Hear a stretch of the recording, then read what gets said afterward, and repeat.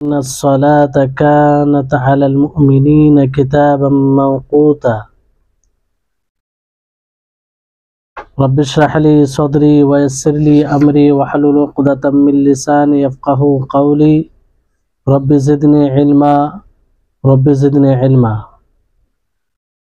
সম্মানিত আজকের ক্লাসে উপস্থিত তিন প্রেমী ভাই সকল, যাবতীয় প্রশংসা গুণগান সেই মহান আল্লাহ তাবারক ওয়া তাআলা নিমিত্তে, যিনি আমাদের সকলকে তার ইবাদত উপাসনার জন্য সৃষ্টি করেছেন এবং সেই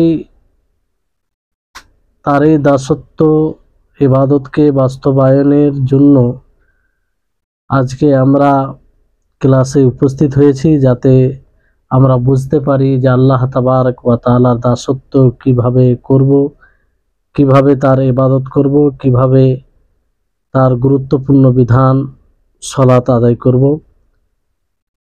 সেই আল্লাহ আমাদেরকে তৌফিক দিয়েছেন, ফলে আমরা সকলে বলি আলহামদুলিল্লাহ।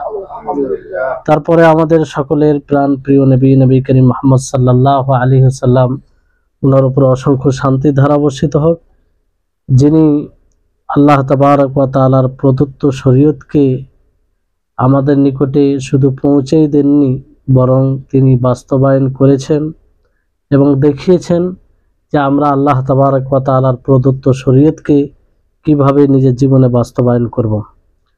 তার মধ্যে একটি গুরুত্বপূর্ণ বিধান, সেটি হচ্ছে সালাত।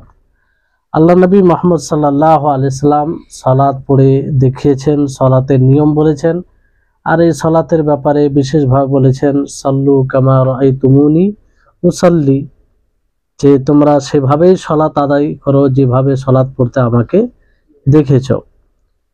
তো তিনি স্পষ্ট করেছেন তিনার বড় ইহসান রয়েছে আমাদের উপরে, ফলে আমরা তার উপরে সকলে দরুদ পাঠ করি, আল্লাহুম্মা সাল্লি আলাইহি আল্লাহুম্মা বারিক আলাইহি। আলহামদুলিল্লাহ, আমরা বিগত ক্লাসগুলিতে সালাতের পূর্বে যে একটি বিষয় দরকার, সেটি হচ্ছে তাহারাত, পবিত্রতা অর্জন করা। সেই বিষয়ে আমরা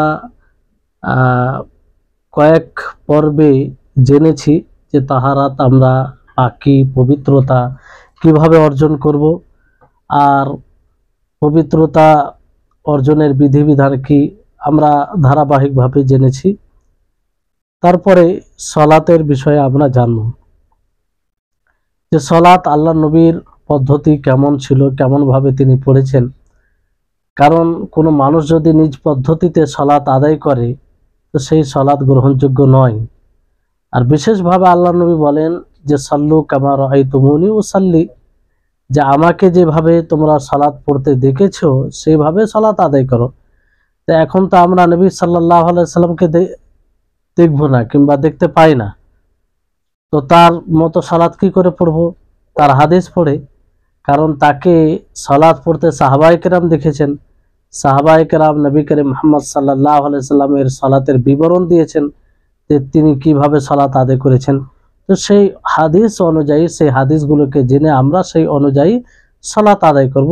এইভাবেই নবী করিম মুহাম্মদ সাল্লাল্লাহু আলাইহি সাল্লাম যেভাবে সালাত আদায় করেছেন সেভাবে সালাত আদায় হবে। বুঝা গেছে? তো এই সালাত বিষয়ে লম্বা আলোচনা হবে ধারাবাহিকভাবে। আমরা চেষ্টা করব সপ্তাহে 2টি আলোচনা করার, ক্লাস করার, আর একটি তো হবে আবশ্যিকভাবে, একটি ক্লাস হবে। আমাদের সকলের জন্য জরুরি সালাতের বিধিবিধান জানা, সালাত কিভাবে পড়তে হবে এটা জানা জরুরি। এতে কোনো প্রকারে ওজরে চলবে না যে আমি জানি না আর সালাতে ভুল হয়ে গেছে, তো এটা গ্রহণযোগ্য হবে, এরকম বিষয় না। এই জন্য হাদিসে এমনও আছে যে কোনো ব্যক্তি 40 বছর থেকে সালাত আদায় করছে, কোনো সাহাবী দেখেছে ভুল হয়েছে, তাকে জিজ্ঞাসা করেছেন যে তুমি কত বছর থেকে সালাত আদায় করছো? সে বলল যে আমি 40 বছর থেকে। তো সেই সাহাবী বলেন যে তুমি 40 বছর থেকে সালাত আদায় করো, মানে সালাত ভুল পদ্ধতিতে আদায় করছিল, ফলে সালাতই আদায় করেনি, এরকম ভাষা সাহাবী বলেছেন। তার মানে কি, ভুল পদ্ধতিতে সালাত আদায় করলে, নামাজ পড়লে সেই নামাজ গ্রহণযোগ্য হবে না। এই জন্য আমাদেরকে সচেতন হতে হবে হ্যাঁ, জানতে হবে যে আল্লাহ নবী কিভাবে সালাত আদায় করেছেন। তো সর্বপ্রথম আমরা জানি যে সালাতের অর্থ কি। সালাত এটা আরবি শব্দ। সালাত এর অর্থ দোয়ার অর্থ করা হয়, কি দোয়া করা। যেমন আল্লাহ তাবারক ওয়া তাআলা বলেন সূরা তাওবার 103 নম্বর আয়াতে, ওয়াসাল্লি আলাইহিম ইন্না সালাতাকা সাকানুল লাহুম, যে আপনি তাদের জন্য দোয়া করুন, কারণ আপনার দোয়া তাদের জন্য শান্তির বিষয় হবে, প্রশান্তির বিষয় হবে। তো এখানে সল্লি কিসের অর্থে ব্যবহার হয়েছে? দোয়ার অর্থে। তো সালাতের একটা অর্থ কি? দোয়া। আরেকটি অর্থ বলা হয় যে সালাত, এটা সিলা থেকে বলা হয়েছে সলা। সিলা মানে কি? জড়িয়ে দেওয়া। হ্যাঁ, জড়িয়ে দেওয়া। তো সলাতের মাধ্যমে আল্লাহর সাথে যোগাযোগ হয়, আল্লাহর সাথে সুসম্পর্ক হয় একটা। আল্লাহর সাথে মানুষকে, একজন মুসাল্লিকে, একজন নামাজিকে জড়িয়ে দেয়, ফলে এটা সালাত বলা হয়। আর সালাত দোয়ার অর্থ তো পুরো সালাতে তো দোয়া করা হয়, কি করা হয় না? হ্যাঁ, পুরো সালাতে দোয়া করা হয়, আল্লাহুম্মা বাঈদ বাইনি ওয়া বাইনা খাতায়ায়া, এগুলো দোয়া। তারপরে সূরাতুল ফাতিহা আছে, আলহামদুলিল্লাহি রাব্বিল আলামিন আর রহমানির রহিম, এখানেও দোয়া করা, ইহদিনাস সিরাতাল মুস্তাকিম। তো দোয়া, বুঝতে পারলেন? তো এটা হচ্ছে শাব্দিক অর্থ, আবিধানিক এটা অর্থ, বুঝতে পারলেন? আর শরীয়ত সম্মত এর অর্থ হচ্ছে, মানে শরীয়তের পরিভাষায় সালাত বলা হয় যে এমন কিছু কথা, এমন কিছু কর্ম, নির্ধারিত বিশেষ কর্ম, যা দ্বারা আল্লাহ তাবারক ওয়া তাআলার ইবাদত করা হয়, যা দ্বারা আল্লাহ তাবারক ওয়া তাআলা কি করা হয়? ইবাদত করা হয়। আর সেটা তাকবীর দ্বারা শুরু হয়, তাকবীর অর্থাৎ আল্লাহু আকবার দ্বারা শুরু হয়, আর শেষ সালাম দ্বারা শেষ হয়, আসসালামু আলাইকুম ওয়া রাহমাতুল্লাহ, আসসালামু আলাইকুম ওয়া রাহমাতুল্লাহ। তো শুরু হয় তাকবীর, তাকবীরে তাহরিমার মাধ্যমে, আর শেষ হয় তাসলিম, সালামের মাধ্যমে। তাহলে শরীয়তের পরিভাষায় আপনি সালাতের সংজ্ঞা এইভাবে দিতে পারেন যে নির্ধারিত বিশেষ কিছু কথা, বাক্য, দোয়া অথবা কর্ম, যা দ্বারা আল্লাহ তাআলার ইবাদত করা হয়, আল্লাহ তাআলার উপাসনা করা হয়, আর সেটা শুরু হয় তাকবীরের মাধ্যমে, আল্লাহু আকবারের মাধ্যমে, আর শেষ হয় কিসের মাধ্যমে? সালামের মাধ্যমে। তাহলে সালাতের শাব্দিক অর্থ আপনারা জানতে পারলেন, হ্যাঁ, আর শরীয়তের পরিভাষায় একে সালাত কাকে বলে এটাও জানতে পারলেন। এবার আসুন যে এর বিধান কি, হুকুম কি, এই সালাত এর হুকুম কি, নামাজের হুকুম কি। তো এই নামাজ কিতাব ও সুন্নাত ও ইজমা, কয়েকটি দলিল আছে শরীয়তে, 4টি দলিল আছে। কটি? 4টি। একটা হচ্ছে কিতাব, মানে কোরআনুল কারীম। দ্বিতীয় হচ্ছে হাদিস, নবী সাল্লাল্লাহু আলাইহি ওয়াসাল্লামের হাদিস। তৃতীয় হচ্ছে ইজমা। তৃতীয় কি? ইজমা। চতুর্থ হচ্ছে কিয়াস। কিয়াস এটাও পরবর্তী, মানে চতুর্থ নম্বরে এটাও দলিল হিসাবে গণ্য করা হয়, বুঝতে পারলেন? তো এই তিনও দলিল দ্বারা এটা প্রমাণিত যে সালাত প্রত্যেকের উপরে ফরজ, সালাত এটা কি আবশ্যিক। ঠিক আছে, এর দলিল অনেক আছে। যেমন কোরআনুল কারীম থেকে আল্লাহ তাবারক ওয়া তাআলা বলেন সূরা নিসার 103 নম্বর আয়াতে, ইন্নাস সালাতা কানাত আলাল মুমিনিনা কিতাবাম মাওকুতা, যে সালাত সময় মতো কি করা হয়েছে? ফরজ করা হয়েছে। সময় মতো সালাত পড়তে হবে। যে সময়ে জোহরের সালাত জোহরের সময়ে পড়তে হবে, আসরের সালাত আসরের সময়ে পড়তে হবে, মাগরিবের সালাত মাগরিবের সময়ে পড়তে হবে। হ্যাঁ, এইভাবে যে মানে সময় মতো, নিজ ইচ্ছা মতো আমি যখন ইচ্ছা করলাম পড়ে নিলাম, তা নয়। সুন্নাহ থেকে দলিল কি? যেমন সুন্নাহ থেকে আব্দুল্লাহ ইবনে ওমর রাদিয়াল্লাহু তাআলা আনহু থেকে বর্ণিত, রাসূল সাল্লাল্লাহু আলাইহি ওয়াসাল্লাম বলেন, বুনিয়াল ইসলামু আলা খামসিন, যে ইসলামের ফাউন্ডেশন 5টি বিষয়ের উপরে। কয়টি? মানে ভিত ফেলা হয়েছে, ফাউন্ডেশন, ভিত্তি স্থাপন করা হয়েছে 5টি বিষয়ের উপরে। প্রথম কি? এই কথার সাক্ষ্য প্রদান করা যে আল্লাহ ছাড়া সত্য কোনো মাবুদ নেই, আর মুহাম্মদ সাল্লাল্লাহু আলাইহি ওয়াসাল্লাম আল্লাহর রাসূল। তারপর সালাত প্রতিষ্ঠিত করা। দেখেন দ্বিতীয় নম্বরে কি? সালাত প্রতিষ্ঠিত করা, যাকাত প্রদান করা, রমজান মাসের সিয়াম সাধনা করা, বাইতুল্লাহর হজ করা। তো এই 5টি ফাউন্ডেশন, স্তম্ভ, খুঁটি, এর উপরে আমাদের ইসলাম নির্ভর করে, বুঝতে পারলেন? তাহলে এখান থেকে প্রমাণিত যে সালাত জরুরি। তৃতীয় যেটা দলিল ইজমা, সকল উম্মার এটা ইজমা রয়েছে যে 5 ওয়াক্তের সালাত কি এটা ফরজ, 5 ওয়াক্তের সালাত ফরজ। আর এটা মানে সুস্পষ্ট বিষয়, সকলেই জানে। তাহলে এর বিধান হচ্ছে এটা ফরজ, বুঝতে পারলেন? সালাতের গুরুত্ব কি, এর গুরুত্ব সম্পর্কে তো মানে 2-3টা লেকচার দেওয়া হবে। এতই সালাতের গুরুত্ব আছে যে 2-3টা লেকচার দেওয়া হবে 1 ঘন্টার। তাহলে কয়েকটি আপনাদেরকে স্মরণ করিয়ে দেওয়ার জন্য বলবো, যাতে আপনারা স্মরণ করেন যে সালাত ইসলামের ফরজ সমূহের মধ্যে একটি ফরজ বিষয়, মানে যেগুলো খুবই অত্যন্ত জরুরি, ইসলামের একটা স্তম্ভ, খুঁটি। শাহাদাতের পরে পরে এই সালাতের স্থান আসে, শাহাদাতের পরে পরে সালাতের স্থান। শাহাদাত বলতে আল্লাহ তাবারক ওয়া তাআলার ব্যাপারে সাক্ষ্য প্রদান করা যে তিনি এক, অদ্বিতীয়, আর মুহাম্মদ সাল্লাল্লাহু আলাইহি ওয়াসাল্লাম আল্লাহর রাসূল। তো দেখেন কতটা গুরুত্বপূর্ণ এই সালাতের বিধান, নামাজ। যে নবী করিম মুহাম্মদ সাল্লাল্লাহু আলাইহি ওয়াসাল্লাম যখন মুআদ বিন জাবাল রাদিয়াল্লাহু তাআলা আনহুকে ইয়ামানের দিকে, ইহুদিদের দিকে দাওয়াতি উদ্দেশ্যে তাকে পাঠান, তখন তিনি আল্লাহ নবী বলেন ফালিয়াকুন আউয়ালু মা তাদউহুম ইলাইহি শাহাদাতু লা ইলাহা ইল্লাল্লাহ ওয়া আন্না মুহাম্মাদার রাসূলুল্লাহ, যে তোমার সর্বপ্রথম দাওয়াত হবে যে তুমি তাদেরকে দাওয়াত দিবে যে আল্লাহ ছাড়া এক মাবুদ, আল্লাহ ছাড়া সত্য কোনো মাবুদ নেই, তিনি এক, অদ্বিতীয়, মুহাম্মদ সাল্লাল্লাহু আলাইহি ওয়াসাল্লাম আল্লাহর রাসূল। তারপরে আল্লাহ নবী বলছেন ফাইনহুম আজাবুকা লিযালিকা, যদি তারা আপনার কথা, তোমার কথাকে গ্রহণ করে নেয়, এই কথাকে, তাহলে তুমি তাদেরকে জানিয়ে দিবে আন্নাল্লাহ আফতারাজা আলাইহিম খামসা সালাওয়াত, যে আল্লাহ তাআলা তাদের উপরে 5 ওয়াক্তের সালাত কি করেছেন, ফরজ করেছেন। 5 ওয়াক্তের সালাত ফরজ করেছেন দিন ও রাতে।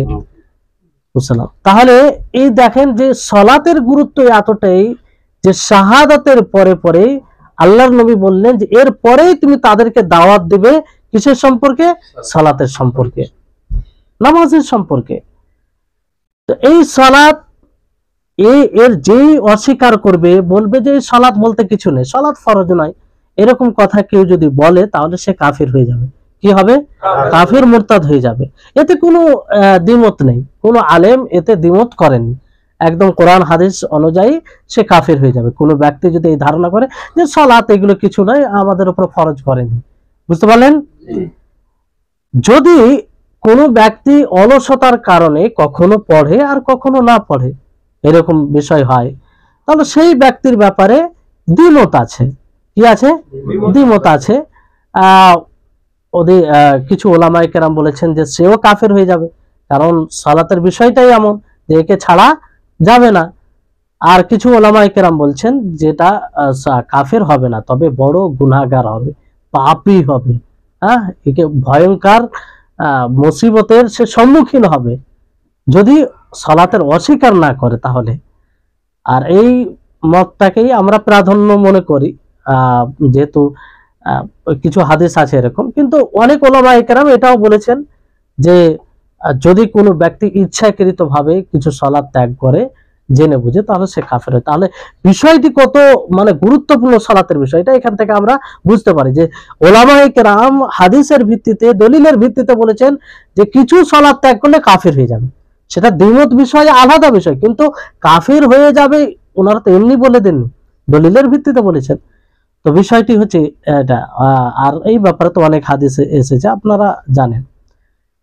আচ্ছা, যে মাঝে মধ্যে ছেড়ে দেয়, সালাত ছাড়ে আর পড়ে, সে কাফির হবে না, এর পক্ষে একটা দলিল আছে উবাদা বিন সামিতের হাদিস, যেটা সামনে আসছে ইনশাআল্লাহ, সেটা করলে বুঝতে পারবেন। এবার আসুন যে আমরা জানলাম যে সালাতের অর্থ কি, সালাত শরীয়তের পরিভাষায় কি বলে, তারপরে সালাতের বিধান কি, এটা ফরজ বিষয়, কিতাবুল্লাহ দ্বারা, সুন্নাতে রাসূল দ্বারা, ইজমা দ্বারা এটা প্রমাণিত। সালাতের গুরুত্ব বুঝতে পারলাম, সালাতের অস্বীকার করলে তার হুকুম কি, সে মুরতাদ হয়ে যাবে। আর কেউ যদি মাঝে মধ্যে পড়ে আর না পড়ে তার ব্যাপারে আমরা জানলাম। তো এই ফরজ সালাতের সংখ্যা কতটা, কত ওয়াক্তের সালাত ফরজ, এটা একটা জানার বিষয় আছে, তাই না? তো এই ব্যাপারে বিশুদ্ধ যেটা মত, সঠিক মত, যেদিকে অধিকাংশ ওলামায়ে কেরাম, জুমহুর ওলামায়ে কেরাম গেছেন, যে ফরজ সালাত হচ্ছে 5 ওয়াক্তের। কয় ওয়াক্তের? 5 ওয়াক্তের ফরজ সালাত। 5 ওয়াক্তের বলতে ফজর, জোহর, আসর, মাগরিব, ইশা, বুঝতে পারলেন? কিন্তু হানাফ তারা 6 ওয়াক্তের মানে 6 প্রকারের সালাতকে ফরজ বলেছেন, ভিতর সহ। ওনারা ভিতরকে ওয়াজিব মনে করেন, ওনারা ভিতরকে কি মনে করেন? ওয়াজিব মনে করেন। কিন্তু সঠিক মত যেটা, যে 5 ওয়াক্তের ফরজ সালাত। এর দলিল আছে, যেমন আবু যর রাদিয়াল্লাহু তাআলা আনহু থেকে বর্ণিত, তিনি বলেন ইসরার হাদিসে, যে নবী সাল্লাল্লাহু আলাইহি সাল্লাম বলেন সেই হাদিসে, যে ফারাদাল্লাহু আলা উম্মতি 50 সালাহ, যে সর্বপ্রথম আমার উম্মতের উপরে নবীকে আল্লাহ তাবারক ওয়া তাআলা কত ওয়াক্তের সালাত ফরজ করেছেন? 50 ওয়াক্তের। 50 ওয়াক্তের। তো লম্বা হাদিস আছে, শেষে আল্লাহ নবী বলেন ফারাজাআতু ইলা রাব্বি, আমি আবার আমার রবের নিকটে ফিরে গেলাম। ফাকাল, তো এতে আল্লাহ তাআলা বলেন হিয়া খামসুন, শেষ পর্যন্ত 5 ওয়াক্তের সালাত হলো, ওয়াহিয়া খামসুনা মা ইয়াবদুল কাউল লাদাইয়া, অর্থাৎ যে সে 5 ওয়াক্তের সালাত ফরজ হলো, কিন্তু 5 ওয়াক্তের সালাতের নেকি কত ওয়াক্তের? 50 ওয়াক্তের। আল্লাহ সুবহানাল্লাহ, আল্লাহ তাআলা কতটা রহিম, কতটুকু দয়ালু, আমরা এখান থেকে বুঝতে পারি যে 5 ওয়াক্তের সালাতই থাকলো, কিন্তু এর সওয়াব নাকি 50 ওয়াক্তের সমতুল্য। তারপর এটা থেকে এটা একটাই স্পষ্ট যে 5 ওয়াক্তের সালাতই ফরজ। যদি 6 ওয়াক্তের হতো, ভিতর সহ হতো, তো অবশ্যই আল্লাহর নবী বলতেন, তাই না? আর আবু মুহাইরিজ আল মাকদিজি থেকে রিওয়ায়াত করেন যে একজন ব্যক্তি ওবাদা বিন সামিত, ওই হাদিসটা, যে হাদিসটা দিকে ইঙ্গিত করলাম, যে এই হাদিস থেকে বোঝা যায় যে যদি ফরজ সালাত কেউ মানে মাঝে মধ্যে ছেড়ে দেয় অলসতার কারণে, সে কাফের হবে, তবে বড় গুনাহগার হবে, বুঝতে পারলেন? এই হাদিস থেকে, হাদিসটি কি, এক ব্যক্তি ওবাদা বিন সামিত রাদিয়াল্লাহু তাআলা আনহুর নিকটে আসে, সে বলে ইয়া আবাল ওয়ালিদ, যে হে আবু ওয়ালিদ। আবু ওয়ালিদ কুনিয়াত, উপনাম। ইন্নী সামি'তু আবা মুহাম্মদ আল আনসারী ইয়াকুল, আমি আবু মুহাম্মদ আল আনসারী থেকে শুনেছি, তিনি বলেন আল বিতরু ওয়াজিবুন, বিতর কি? ওয়াজিব। মানে ওয়াজিব ফরজ একই বিষয়, দুটো শব্দ কিন্তু একই বিষয়। ফাকালা উবাদা, তো উবাদা তিনি বললেন কাযাবা আবু মুহাম্মদ, আবু মুহাম্মদ মিথ্যা কথা বলেছে। সামি'তু রাসূলুল্লাহ সাল্লাল্লাহু আলাইহি ওয়াসাল্লাম ইয়াকুল, আমি রাসূল সাল্লাল্লাহু আলাইহি ওয়াসাল্লামকে বলতে শুনেছি, খামসু সালাওয়াতিন ইফতারাদাহুন্না আল্লাহু আলা ইবাদিহি, যে 5 ওয়াক্তের সালাত আল্লাহ তাআলা তাদের উপরে কি করেছেন? বান্দাদের উপরে ফরজ করেছেন।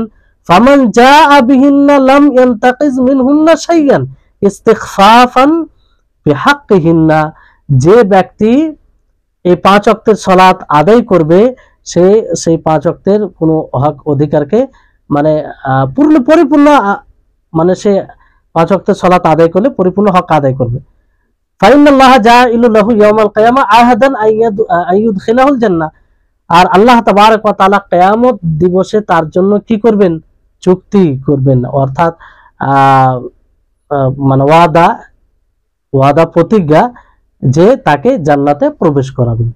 কোথায়? জান্নাতে, 5 ওয়াক্তে। ওয়ামান জাআ বিহিন্না কাদ ইনতাকাসা মিনহুন্না শাইয়ান ইস্তিগফাফান বিহাক্কিহিন্না লাম ইয়াকুল লাহু ইনদাল্লাহি আহাদুন, আর যে ব্যক্তি এই 5 ওয়াক্তের সালাতে ত্রুটি করবে, তার হক পরিপূর্ণ আদায় করবে না, তার জন্য আল্লাহর কোনো প্রতিজ্ঞা নেই। মানে যে পরিপূর্ণভাবে আদায় করবে, তার জন্য আল্লাহর প্রতিজ্ঞা আছে যে তাকে জান্নাতে প্রবেশ করাবে, আর যে পরিপূর্ণ করবে না, তাকে মানে জান্নাতে প্রতিজ্ঞা নেই, আহাদ নেই আল্লাহর নিকটে, বুঝতে পারলেন? ইনশা আযাবাহু, যদি আল্লাহ তাআলা চায় তাকে আযাব দিবেন, ওয়া ইনশা গাফারা লাহু, আর আল্লাহ তাআলা যদি চান তা আল্লাহ তাআলা তাকে কি করবেন? ক্ষমা করবেন। তো এখান থেকে উলামায়ে কেরাম বলেছেন যে কাফির হবে না। কারণ আল্লাহ নবী মুহাম্মদ সাল্লাল্লাহু আলাইহি ওয়াসাল্লাম কি বলেন, ইনশা, যদি আল্লাহ তাআলা চান তো কি করবেন, ক্ষমা করবেন, আর যদি চান তাকে শাস্তি দিবেন। বুঝতে পারলেন? তো বিষয়টি হচ্ছে যে এই সালাত বিষয় মানে পরিপূর্ণভাবে আদায়, এক কথায় 5 ওয়াক্তের সালাত ফরজ। এই হাদিস থেকেও এটা বোঝা যায়। বুঝতে পারলেন? এখানে 5 ওয়াক্তের কথা বলা হয়েছে। তারপর আরেকটি হাদিস আছে এই ব্যাপারে। এক আরবি দেহাতি নবী করিম মুহাম্মদ সাল্লাল্লাহু আলাইহি ওয়াসাল্লামের নিকটে আসেন আর বলেন, ইয়া রাসূলুল্লাহ, হে আল্লাহর রাসূল, মা দাফতারাদাল্লাহু আলাইকা মিনাস সালাত, যে আমার উপরে সালাত ফরজ করেছে আল্লাহ তাআলা, কত রাকাত ফরজ করেছেন, কত ওয়াক্তের সালাত ফরজ করেছেন। সুস্পষ্ট প্রশ্ন, তাই না? তো আল্লাহ নবী বলেন খামস সালাওয়াত, 5 ওয়াক্তের সালাত। সুস্পষ্ট দলিল।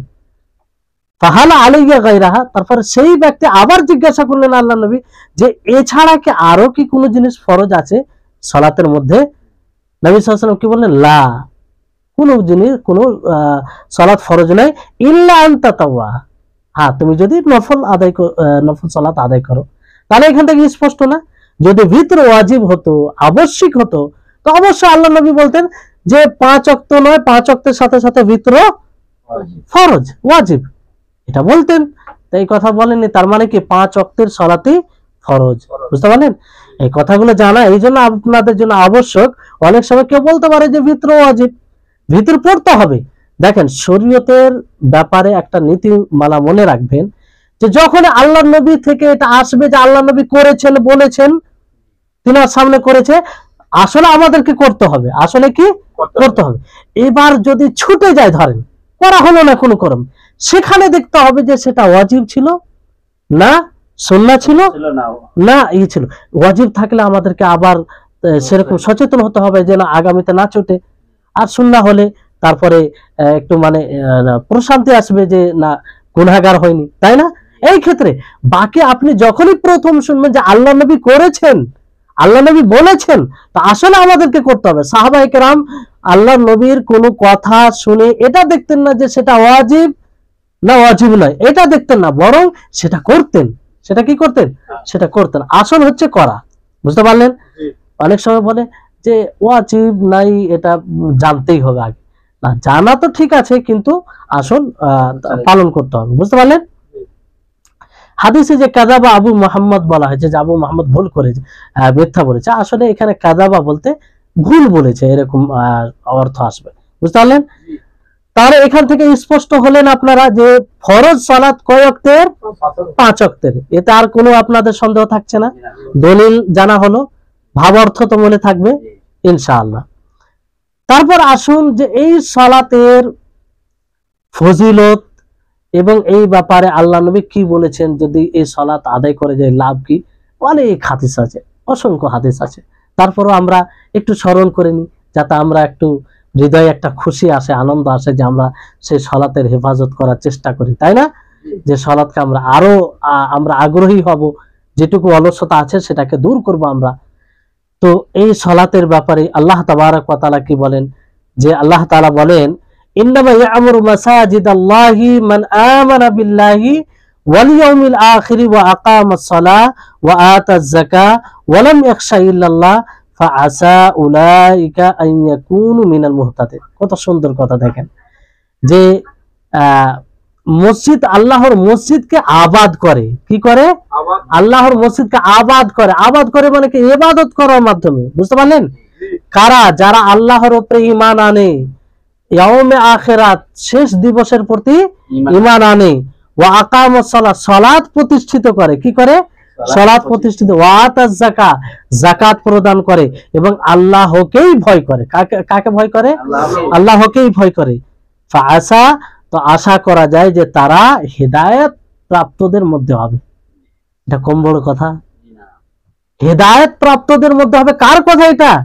আল্লাহ তাআলার কথা। তাহলে আমরা যদি সালাত আদায় করি তো হেদায়েত প্রাপ্তদের মধ্যে হব, আর যদি সালাত অলসতা করি তো হেদায়েত প্রাপ্তদের মধ্যে হব না।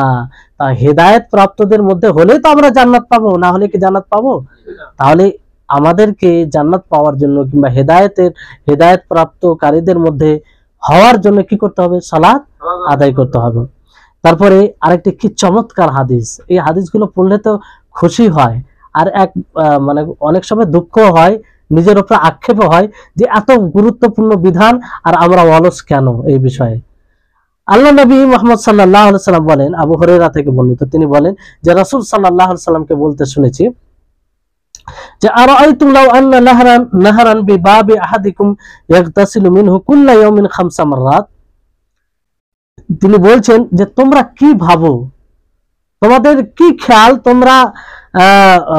তোমাদের কি খেয়াল যে যদি তোমাদের বাড়ির দরজার কাছে নদী থাকে, কি থাকে, নদী অথবা পুকুর, পুষ্করণী বলতে পারেন, যদি থাকে, আর সেই নদীতে, সেই পুকুরে, সেই পুষ্করণীতে আপনি যদি দিনে 5 বার গোসল করেন, কবার গোসল করেন, 5 বার গোসল করেন, হাল ইয়াবকা মিন দারনিহি শাই, আল্লাহ নবী জিজ্ঞাসা করার মাধ্যমে বলছেন যে তার শরীরে কি কোনো ময়লা লেগে থাকবে, কি সুস্পষ্ট হাদিস যে তার শরীরে কি কোনো ময়লা থাকবে। সাহাবায়ে কেরাম বললেন যে লা ইয়াবকা মিন দারনিহি শাই, যে তার শরীরে কোনো প্রকারের ময়লা থাকবে না। তখন আল্লাহ নবী বলেন ফাযালিকা মিথলুস সালাওয়াতিল খামসি ইয়ামহুল্লাহু বিহিন্না আল খাতায়া, যে তারই উদাহরণ হচ্ছে সেই ব্যক্তি যারা 5 ওয়াক্তের সালাত আদায় করে। 5 ওয়াক্তের সালাত আদায় করলে যে ছোট ছোট গুনাহ হয়ে থাকে, রাস্তায় চলতে কোনো মেয়ের দিকে মানে দৃষ্টি পড়ে গেল, কিংবা কারো ব্যাপারে খারাপ ধারণা করে নিলেন, এটা তো গুনাহ, গুনাহ কি গুনাহ নয়? তো অনেক রকম গুনাহ ইচ্ছায় অনিচ্ছায় হয়ে থাকে, সেগুলো কি ক্ষমা হয়ে যাবে এই সালাতের মাধ্যমে। তাহলে এই 5 ওয়াক্তের সালাতের কতটা গুরুত্ব বুঝলেন। তারপর আবু হুরায়রা রাদিয়াল্লাহু তাআলা আনহু থেকে বর্ণিত, রাসূল সাল্লাল্লাহু আলাইহি ওয়াসাল্লাম বলেন আসসালাওয়াতুল খামসু ওয়াল জুমআতু ইলাল জুমআহ কাফারাতুন লিমা বাইনাহুন্না মা লাম তাগুশ আল কাবাইর, যে 5 ওয়াক্তের সালাত, এক ওয়াক্তের সালাত থেকে আরেক সালাত পর্যন্ত এর মধ্যে যা গুনাহ হয় সেটা কাফারা হয়ে যায়, কি হয়ে যায়, মানে সেই গুনাহগুলো নিশ্চিহ্ন হয়ে যায়। তারপরে এক জুমা থেকে আরেক জুমা, মানে এক জুমা পড়লেন, সেই জুমার মধ্যে আরেক জুমা পড়বেন, সেই জুমার মধ্যে যে গুনাহগুলি থাকে সেগুলো আল্লাহ তাআলা মাফ করে দেন। এখান থেকে এটা বুঝিয়েন না যে আমি সাপ্তাহিক মুসাল্লি হব, সাপ্তাহিক নামাজি হব, এক জুমা পড়ে নিলাম, আরেক জুমা সবাই এলো, আরেক জুমা পড়ে নিলাম, আমার সব গুনাহ মাফ হয়ে গেল। জি না, এটা এই ফজিলত সব সময় মনে রাখবেন, যতগুলো ফজিলতের বিষয় আছে, এই ফজিলতের হাদিস, এই ফজিলতের বিষয় কাদের জন্য? মুমিনদের জন্য, মুত্তাকিদের জন্য, যারা শরীয়তকে মেনে চলে, যারা সালাত আদায় করে না, মানে সাপ্তাহিক সালাত আদায় করে কিছুই হবে না, তার কোনো মূল্য নেই। মানুষ যে উদ্বুদ্ধ করে সান্ত্বনা দেয়, দেখ লোকটা জুমার সালাত আদায় করছে, কোনো মূল্য নেই, শুধু জুমার সালাত আদায় করে কিছু লাভ নেই, বুঝতে পারলেন? তো বিষয়টি হচ্ছে এটা যে এক জুমা থেকে এক জুমা গুনাহ ক্ষমা হয়ে যাবে যদি কাবিরা গুনাহ না করে থাকে। তারপরে আরেকটা হাদিস আছে আমর বিন মুররা আল জুহানি থেকে বর্ণিত, যে এক ব্যক্তি রাসূলুল্লাহ সাল্লাল্লাহু আলাইহি ওয়াসাল্লামের নিকটে এসে বলেন, ইয়া রাসূলুল্লাহ, হে আল্লাহর রাসূল, আরাআইতা ইন শাহিদতু আল্লা ইলাহা ইল্লাল্লাহ ওয়া আন্নাকা রাসূলুল্লাহ, আপনি কি ধারণা রাখেন আমি যদি সাক্ষ্য প্রদান করি যে আল্লাহ ছাড়া সত্য কোনো মাবুদ নেই আর আপনি আল্লাহর রাসূল, ওয়া সাল্লাইতুস সালাওয়াতুল খামস, আর আমি যদি 5 ওয়াক্তের সালাত আদায় করি, ওয়া আদাইতুজ যাকাত, এবং যাকাত দিই, ওয়া সুমতু রমাজান, এবং রমজান মাসে সিয়াম পালন করি, ওয়া কুনতু কিয়াম করি, ফামিনমান আনা, তা আমি কাদের মধ্যে হব? কি সুন্দর প্রশ্ন না, যে এতগুলো আমি করি, আমি সাক্ষ্য প্রদান করি যে আল্লাহ ছাড়া সত্য কোনো মাবুদ নেই, আপনি আল্লাহর রাসূল, 5 ওয়াক্তের সালাত আদায় করি, যাকাত প্রদান করি, রমজান মাসে সিয়াম সাধনা করি, আর কিয়ামও করি, তো আমি কাদের মধ্যে হব? কত সুন্দর, কি চাহিদা সাহাবায়ে কেরামদের, তারা কতটা আগ্রহী ছিলেন, এই সব হাদিস থেকে স্পষ্ট। তো আল্লাহ নবী কি বলেন, মিনাস সিদ্দিকিন ওয়াস শুহাদা, তারা তুমি সত্যবাদীদের মধ্যে হবে, শুহাদাদের অন্তর্ভুক্ত হবে। তাহলে এতটা ফজিলত, বুঝলেন?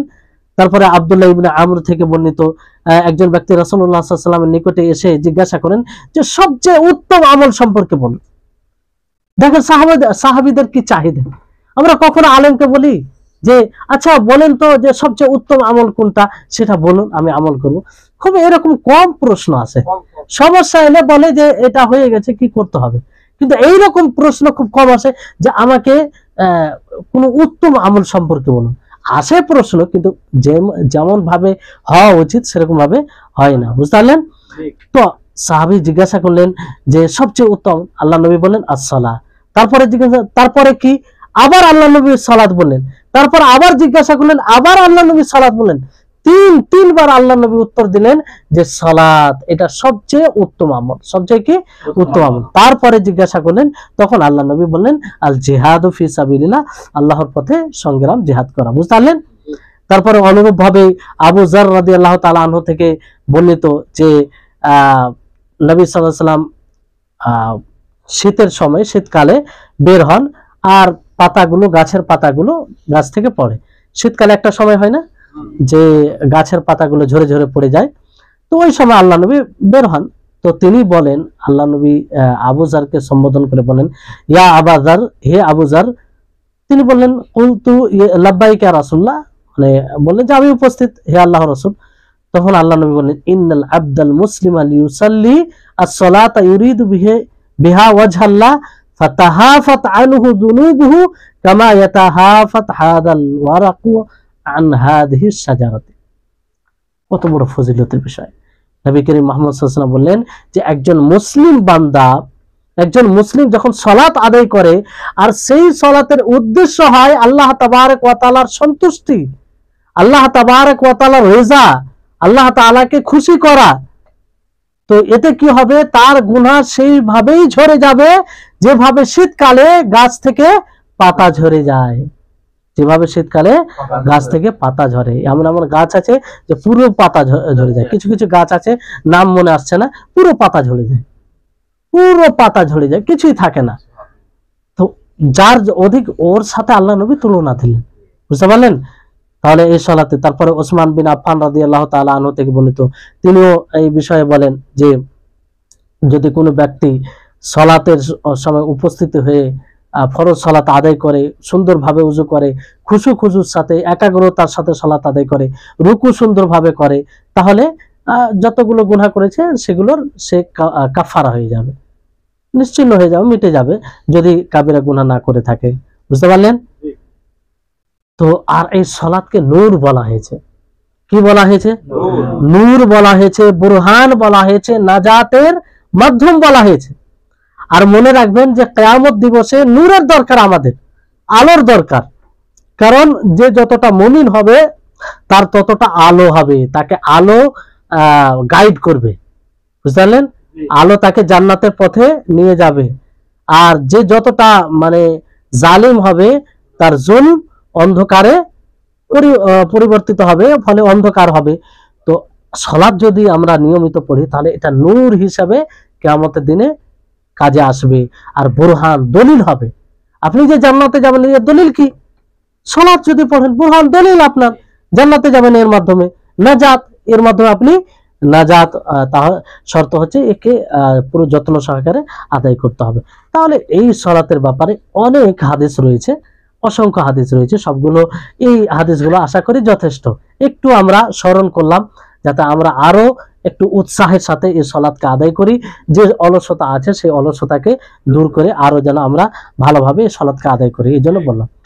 তারপর আসুন যে এই সালাত কাদের উপরে ফরজ হয়, কাদের উপরে ফরজ হয়? এই সালাত প্রত্যেক মুসলিম যার আক্কেল রয়েছে, সাবালক, তার উপরে ফরজ, আক্কেল সাবালকের উপরে ফরজ। মহিলাদের ক্ষেত্রে শর্ত হচ্ছে তারা যেন হায়েজ ও নেফাস অবস্থায় না হয়।